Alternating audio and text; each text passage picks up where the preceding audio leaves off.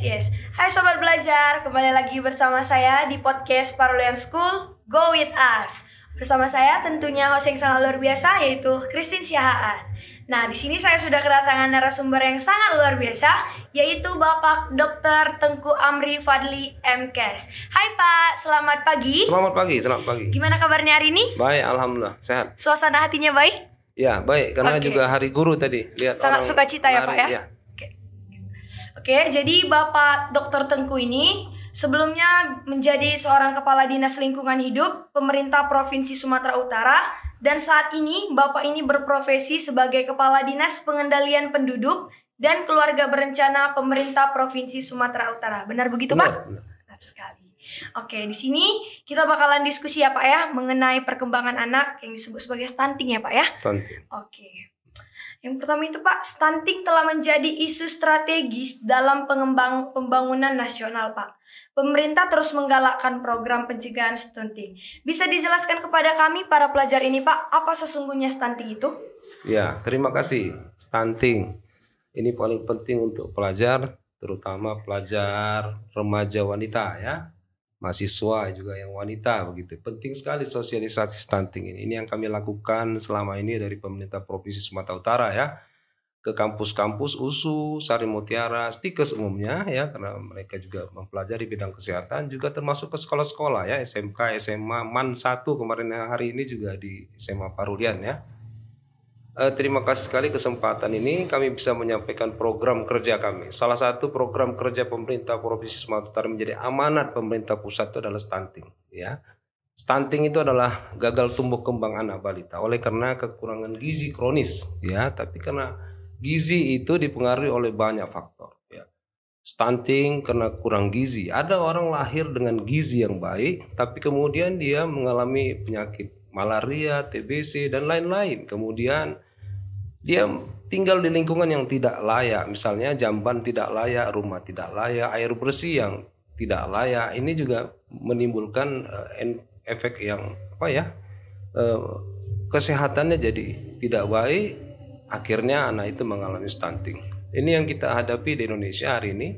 Angka stunting kita yang tinggi oleh karena multifaktor. Kalau dalam teorinya dikatakan ada faktor yang sensitif, itu faktor-faktor kesehatan, dan ada faktor yang spesifik. Yang spesifik yang kesehatan, yang sensitif adalah faktor-faktor di luar kesehatan. Seperti tadi jamban tidak layak, rumah tidak layak, air tidak layak, kemiskinan, pendidikan dan lain-lain.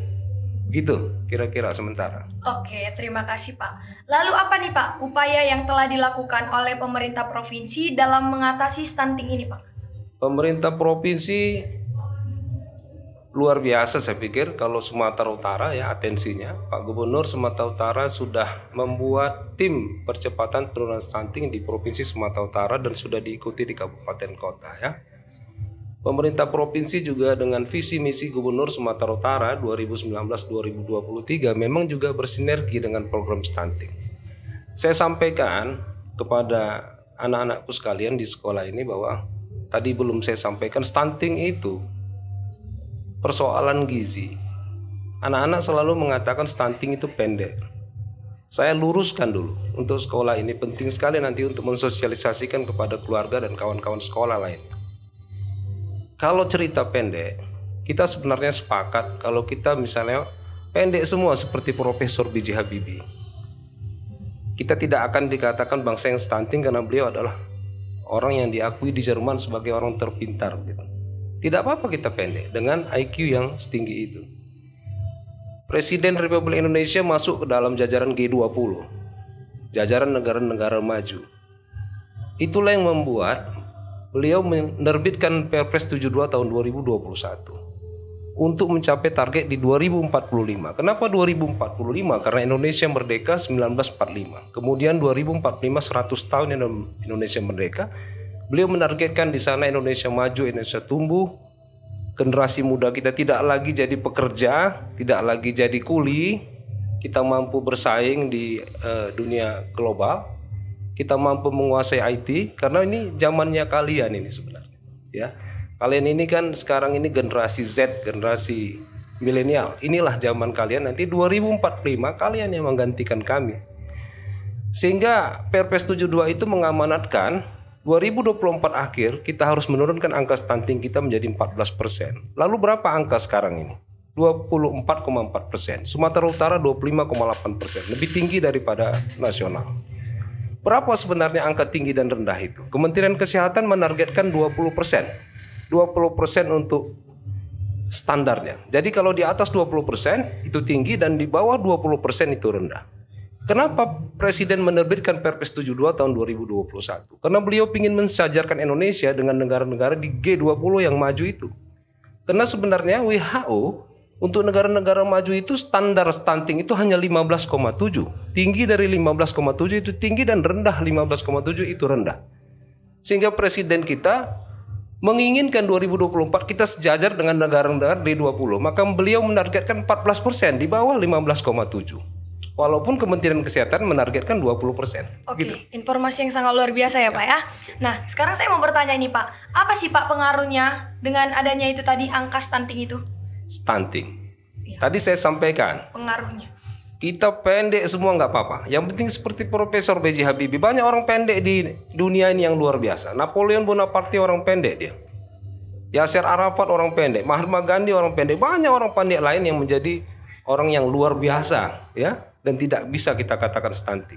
Kenapa stunting itu langsung diasumsikan pendek? Karena cara mengukurnya ketika bayi itu lahir diukur panjang badannya. Kemudian perkembangannya diukur panjang tubuhnya sesuai dengan usianya. Apabila panjang tubuhnya tidak sesuai dengan usianya, maka kita katakan inilah standar stunting. Ini cara mengukur, tapi bukan itu stunting itu. Stunting itu mengejar kecerdasan, bukan mengejar tinggi badan. Kenapa? Anak perempuan bisa kita intervensi ke tingginya itu sampai umur 16 tahun. Anak laki-laki bisa kita intervensi tingginya sampai umur 19 tahun. Tapi program stunting adalah 0 sampai 59 bulan. 5 tahun saja. Kenapa begitu? Karena otak manusia dibentuk pada usia kehamilan ketiga. 3 minggu ibu hamil otak terbentuk. Berhenti di usia kelima. Sehingga program stunting itu 0 sampai 59 bulan. Dikejar sampai umur 5 tahun saja. Kalau tinggi tidak begitu. Maka stunting jangan disamakan dengan pendek. Tapi stunting itu adalah program mengejar generasi cerdas Indonesia 2045. Indonesia emas. Begitu. Oke, berarti segala sesuatunya itu Pak, kalau stunting itu tidak dilihat dari perkembangan tubuhnya, fisiknya gitu. Mengukurnya balita itu dari usia dan panjang tubuhnya. Mengukurnya. Karena dia tidak sesuai lebih pendek maka kita katakan stunting. Ya. Karena anak-anak susah kita mengukur kecerdasannya. Begitu. Tapi program stunting saya luruskan. Kita mengejar generasi cerdas 2045. Bukan manusia tinggi, tapi tidak punya IQ yang baik. Begitu. Nah. Oke, terima kasih Pak. Ya. Nah, kami ini kan Pak sebagai sobat pelajar ya kan Pak. Jadi apakah kami ini dapat berperan serta dalam mengatasi stunting ini dan hal apa yang dapat kami lakukan? Ya, podcast ini mungkin singkat sekali. Saya hanya berusaha menyampaikan apa yang menjadi penting bagi pelajar. Ya, tadi saya lupa meneruskan bahwa Provinsi Sumatera Utara sudah membuat SK tadi, gubernur ya. Kemudian Dinas Tenaga Kerja juga berusaha melatih keluarga-keluarga beresiko stunting untuk bisa masuk ke dalam dunia pekerjaan sehingga mereka bisa mendapat penghasilan dan bisa memperbaiki status gizi keluarga. Kemudian Dinas Koperasi UMKM juga begitu, mereka menciptakan lapangan kerja untuk anak-anak yang atau keluarga yang beresiko stunting, mereka bisa mendapat penghasilan ya. Semua sektor berperan. Dinas Kesehatan dengan pemberian makanan tambahan untuk ibu hamil termasuk untuk anak remaja. Anak remaja ini harus dipersiapkan. Ini calon-calon ibu gitu. Jadi jangan sampai anemia, jangan sampai kekurangan energi kronik.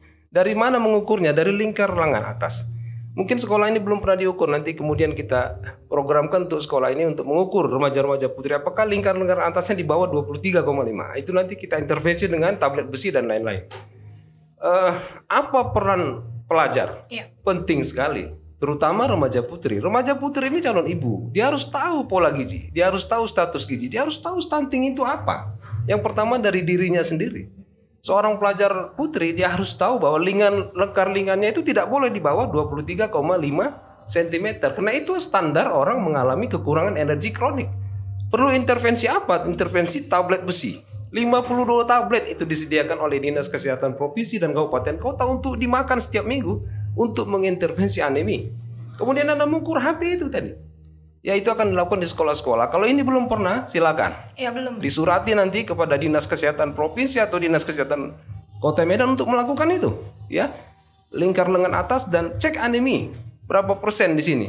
Karena angka di Indonesia remaja putri kita 30% mengalami anemi, dan inilah penyebab stunting itu sebenarnya. Karena dari pabrik atau calon-calon pabrik itu tadi, calon-calon ibu tadi sudah mengalami kekurangan energi kronis dan anemi, itu dia. Jadi peran pelajar mensosialisasikan kepada kawan-kawan, ya tentu juga mensosialisasikan kepada keluarga dan tetangga, ya. Bagaimana stunting itu? Karena pemahaman saja kita belum maksimal. Apalagi bagaimana pola kita mencegah dan mengatasinya yang sudah terjadi gitu. Terima kasih. Oke, terima kasih.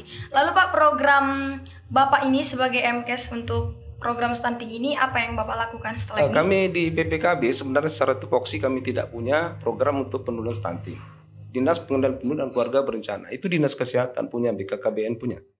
Saya ini sekretariat TPPS, sekretariat tim penurunan stunting Sumatera Utara. Maka saya kampanye bagaimana menurunkan stunting, ya. Peran kami adalah termasuk pelajar, termasuk mahasiswa.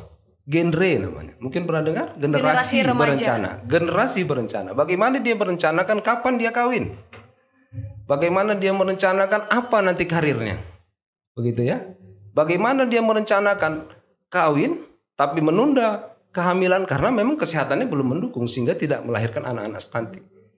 Genre itu intinya kalau kita sering lihat dengan tanda begini itu, ya. 30 ya, 30 ya. Tidak kawin muda, ya, tidak seks bebas dan tidak narkoba begitu. Nah, itu peran remaja, peran pelajar. Begitu. Tapi ya sih Pak, benar waktu SMP juga ada acara Valentine gitu, jadi mengundang generasi duta genre. Dan gini sih tandanya gitu. Saya juga bertanya-tanya apa sih tanda ini? Tanda ini memang gak dijelasin, tapi sekarang Bapak sudah jelasin. Tidak kawin muda. Apa kawin muda itu untuk remaja putri? Kawin muda untuk remaja putri di atas 20 tahun. Untuk remaja putra 25 tahun. Sering disebut dengan pernikahan dini, ya Pak? Pernikahan dini. Makanya kami di P2KB ada program persiapan usia perkawinan. Kemudian tadi tidak seks bebas, kemudian kenal tidak menikah, melakukan seks bebas tidak juga. Ini penyebab atau penyebaran HIV yang luar biasa di Indonesia. Kemudian tidak narkoba. Ya, narkoba jangan. Karena 50% pengguna narkoba ternyata anak berumur 16 sampai 24 tahun, bayangkan. Dan penderita HIV itu juga terbesar, anak umur 15 sampai 29 tahun. Berarti kalian itu generasi milenial dan generasi Z itu deh. Lalu bagaimana Pak tanggapan orang Bapak mengenai ketiga hal ini? Kan sekarang lagi marak-maraknya terjadi yang tiga ini. Apa itu? Yang pergaulan bebas. Ya. Inilah pentingnya sosialisasi, inilah pentingnya program pemerintah. Pemerintah tidak akan mampu menyelesaikan ini tanpa peran pelajar, tanpa peran mahasiswa, tanpa peran keluarga, ya. Stakeholder semua berperan, termasuk kawan-kawan yang di Kementerian Agama. Ini sangat penting perannya. Bagaimana mereka bisa meyakinkan bahwa apa yang disampaikan di ajaran agama itu sangat-sangat baik untuk diterapkan. Karena itulah sebenarnya bimbingan kita untuk mencapai keberhasilan baik di dunia maupun di akhirat. Saya pikir itu. Ya. Oke, terima kasih Pak buat atas informasi yang Bapak berikan kepada kami. Kira-kira gini Pak, bagaimana kesan dan pesan Bapak terhadap Sekolah Yayasan Parulian dan podcast Parulian School ini? Iya, saya sudah bicara di Kominfo Sumut, bicara di kampus-kampus, FKM Sari Mutiara, sekolah Stikes dan lain-lain, ya. Bicara diundang di seminar. Dan hari ini kenapa saya mau datang di Sekolah Parulian? Karena saya mendapat informasi satu-satunya sekolah SMA yang punya podcast itu ternyata Sekolah Parulian ini. Saya ingin lihat dan saya ingin juga melihat bagaimana saya diwawancarai di sini dengan waktu yang sangat singkat. Biasanya waktunya 1 jam 15 menit, efektif, mereka tidak bosan menontonnya. Terima kasih, mungkin kegiatan ini bisa kita ulang-ulangi dan semoga podcast Parulian School ini maju terus. Seperti mutunya Go With Us. Ya, maju bersama kami. Iya, maju bersama kami. Oke, terima kasih ya Pak ya buat informasi yang Bapak berikan dan waktu yang Bapak berikan kepada kami. Jadi Sobat Belajar, demikianlah hasil diskusi kami. Kiranya kedepannya kita bakalan bisa menerapkan stunting seperti yang diberikan Bapak ini informasi tadi. Oke, sekian ya Pak ya. Terima kasih. Boleh kita ucapkan tagline kita Pak? Boleh. Oke. Podcast Parulian School, Go with us.